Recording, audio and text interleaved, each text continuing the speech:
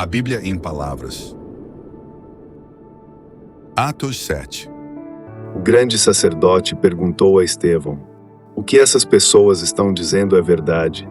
Estevão respondeu: "Irmãos e pais, escutem. O glorioso Deus apareceu ao nosso antepassado Abraão quando este morava na região da Mesopotâmia, antes de ir morar na cidade de Harã. E Deus lhe disse: saia da sua terra e do meio dos seus parentes e vá para uma terra que eu lhe mostrarei. Então ele saiu da Caldeia e foi morar em Harã. Depois que o pai dele morreu, Deus trouxe Abraão para esta terra onde vocês agora estão morando. Ele não deu a Abraão nem mesmo um palmo desta terra, mas prometeu que ia lhe dar toda esta terra e que depois ela seria dos seus descendentes. Quando Deus fez essa promessa, Abraão ainda não tinha filhos. Ele disse a Abraão: os seus descendentes vão viver como estrangeiros em outra terra. Ali eles serão escravos e serão maltratados durante 400 anos. E Deus disse ainda: eu castigarei a nação que os escravizar. Depois disso eles voltarão daquela terra e me adorarão neste lugar. Deus deu a Abraão a cerimônia da circuncisão como prova da aliança que fez com ele. Por isso Abraão circuncidou o seu filho Isaque uma semana depois do seu nascimento. Isaque circuncidou o seu filho Jacó, e Jacó fez o mesmo com os seus 12 filhos, os patriarcas. Estevão continua: os irmãos de José tinham inveja dele e o venderam para ser escravo no Egito. Mas Deus estava com ele e o livrou de todas as suas aflições. Quando José apareceu diante de Faraó, rei do Egito, Deus lhe deu sabedoria e modos agradáveis. E Faraó o nomeou governador do Egito e do palácio do rei. Depois houve falta de alimentos e muito sofrimento no Egito e em Canaã, e os nossos antepassados não tinham mais o que comer. Mais tarde, Jacó ouviu dizer que no Egito havia trigo e mandou pela primeira vez os nossos antepassados até lá. Na segunda vez José contou aos seus irmãos quem ele era, e Faraó ficou sabendo da família de José. Então José mandou buscar o seu pai Jacó e todos os seus parentes, a fim de irem para o Egito. Eram 75 pessoas ao todo. Jacó foi para o Egito, e ali ele e os nossos antepassados ficaram morando até o dia da morte deles. Depois os corpos deles foram trazidos para Siquém e postos no túmulo que Abraão tinha comprado dos descendentes de Amor por um certo preço.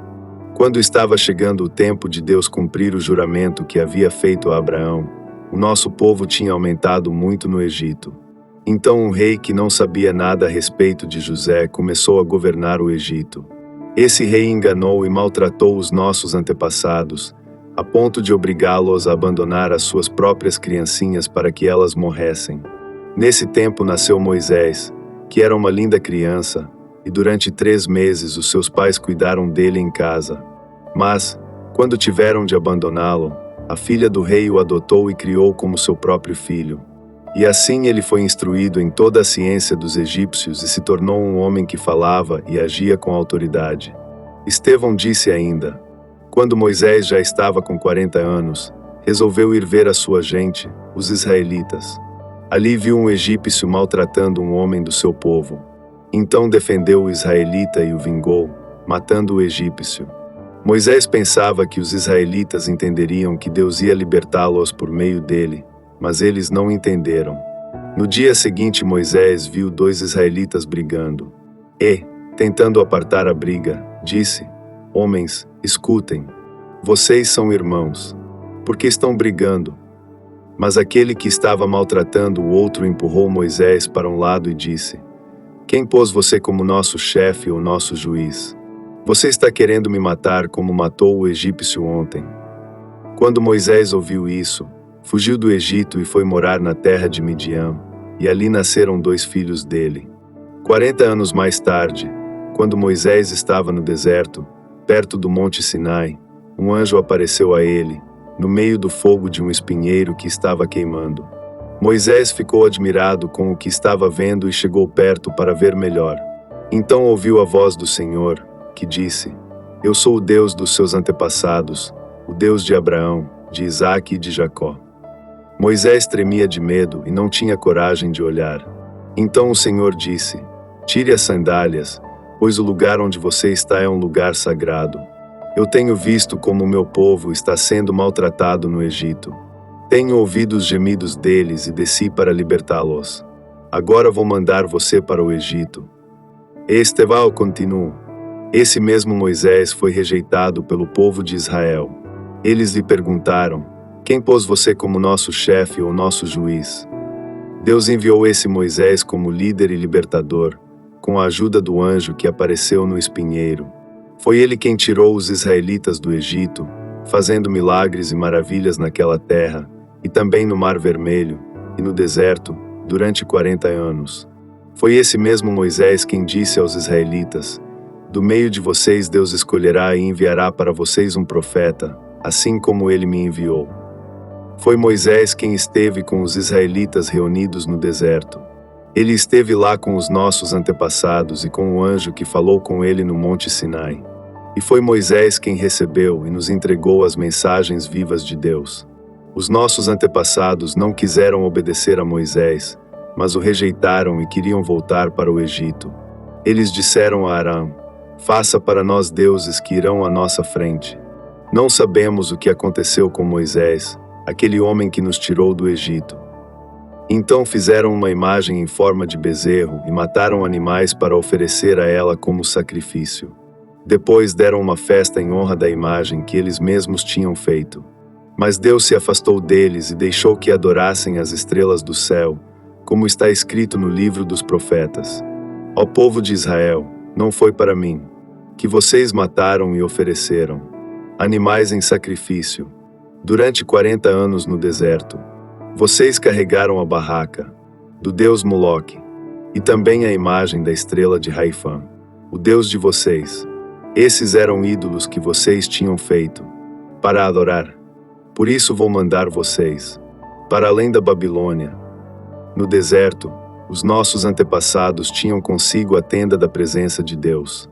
Essa tenda foi feita como Deus tinha mandado Moisés fazer, de acordo com o modelo que Deus lhe havia mostrado. Eles tinham recebido a tenda dos seus antepassados e a levaram quando foram com Josué e conquistaram as terras das nações que Deus expulsou de diante deles. A tenda ficou lá com eles até o tempo de Davi. Davi recebeu a aprovação de Deus e pediu licença para construir uma casa para o Deus de Jacó. Mas foi Salomão quem construiu a casa de Deus. Porém o Altíssimo não mora em casas construídas por seres humanos. Como disse o profeta: o céu é o meu trono, diz o Senhor, e a terra é o estrado onde descanso. Os meus pés, que tipo de casa vocês poderiam construir? Para mim, como conseguiriam construir um lugar onde eu pudesse morar? Por acaso não fui eu quem fez todas as coisas? E Estevão terminou, dizendo: como vocês são teimosos, como são duros de coração e surdos para ouvir a mensagem de Deus. Vocês sempre têm rejeitado o Espírito Santo, como os seus antepassados rejeitaram. Qual foi o profeta que os antepassados de vocês não perseguiram? Eles mataram os mensageiros de Deus que no passado anunciaram a vinda do bom servo. E agora vocês o traíram e o mataram. Vocês receberam a lei por meio de anjos e não têm obedecido a essa lei. Quando os membros do Conselho Superior acabaram de ouvir o que Estevão tinha dito, ficaram furiosos e rangeram os dentes contra ele. Mas Estevão, cheio do Espírito Santo, olhou firmemente para o céu e viu a glória de Deus. E viu também Jesus em pé, ao lado direito de Deus. Então disse: Alan, eu estou vendo o céu aberto e o Filho do Homem em pé, ao lado direito de Deus.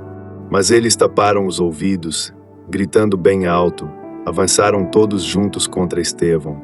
Depois o jogaram para fora da cidade e o apedrejaram.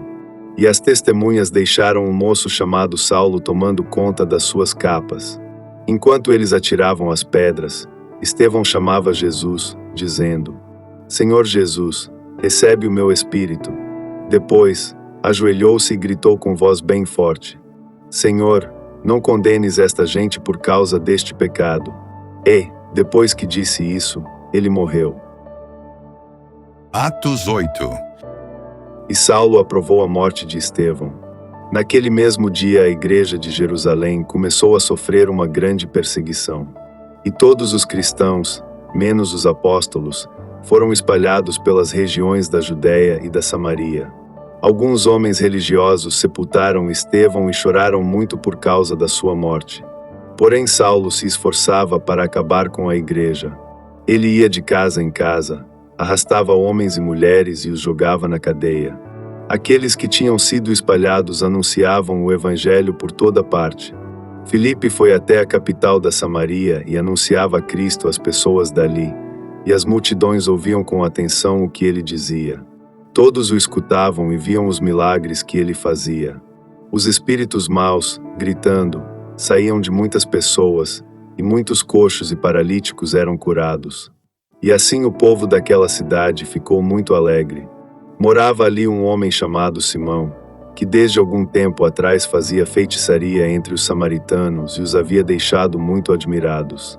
Ele se fazia de importante, e os moradores de Samaria, desde os mais importantes até os mais humildes, escutavam com muita atenção o que ele dizia. Eles afirmavam: "Este homem é o poder de Deus. Ele é o grande poder." Eles davam atenção ao que Simão fazia porque durante muito tempo ele os havia deixado assombrados com as suas feitiçarias. Mas eles acreditaram na mensagem de Filipe a respeito da boa notícia do reino de Deus e a respeito de Jesus Cristo e foram batizados, tanto homens como mulheres. O próprio Simão também creu. E, depois de ser batizado, acompanhava Filipe de perto, muito admirado com os grandes milagres e maravilhas que ele fazia. Os apóstolos, que estavam em Jerusalém, ficaram sabendo que o povo de Samaria também havia recebido a palavra de Deus e por isso mandaram Pedro e João para lá. Quando os dois chegaram, oraram para que a gente de Samaria recebesse o Espírito Santo, pois o Espírito ainda não tinha descido sobre nenhum deles. Eles apenas haviam sido batizados em nome do Senhor Jesus. Aí Pedro e João puseram as mãos sobre eles, e assim eles receberam o Espírito Santo. Simão viu que, quando os apóstolos punham as mãos sobre as pessoas, Deus dava a elas o Espírito Santo. Por isso ofereceu dinheiro a Pedro e a João, dizendo: "Quero que vocês me deem também esse poder. Assim, quando eu puser as mãos sobre alguém, essa pessoa receberá o Espírito Santo." Então Pedro respondeu: "Que Deus mande você e o seu dinheiro para o inferno. Você pensa que pode conseguir com dinheiro o dom de Deus? Você não tem direito de tomar parte no nosso trabalho porque o seu coração não é honesto diante de Deus. Arrependa-se, deixe o seu plano perverso e peça ao Senhor que o perdoe por essa má intenção. Vejo que você está cheio de inveja, uma inveja amarga como fel, e vejo também que você está preso pelo pecado." Aí Simão disse a Pedro e a João: "Por favor, peçam ao Senhor por mim para que não aconteça comigo nada do que vocês disseram." Depois de terem dado o seu testemunho e de terem pregado a palavra do Senhor, Pedro e João voltaram para Jerusalém.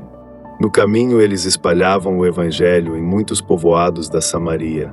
Um anjo do Senhor disse a Filipe: "Apronte-se e vá para o sul, pelo caminho que vai de Jerusalém até a cidade de Gaza." Pouca gente passava por aquele caminho. Filipe se aprontou e foi. No caminho ele viu um eunuco da Etiópia, que estava voltando para o seu país. Esse homem era alto funcionário, tesoureiro e administrador das finanças da rainha da Etiópia. Ele tinha ido a Jerusalém para adorar a Deus. Na volta, sentado na sua carruagem, ele estava lendo o livro do profeta Isaías. Então o Espírito Santo disse a Filipe: "Chegue perto dessa carruagem e acompanhe-a." Filipe correu para perto da carruagem e ouviu o funcionário lendo o livro do profeta Isaías. Aí perguntou: "O senhor entende o que está lendo? Como posso entender se ninguém me explica?" Respondeu o funcionário. Então convidou Filipe para subir e sentar-se com ele na carruagem. A parte das escrituras sagradas que o funcionário estava lendo era esta: "Ele era como um cordeiro que é levado para ser morto. Era como uma ovelha que fica muda quando cortam a sua lã.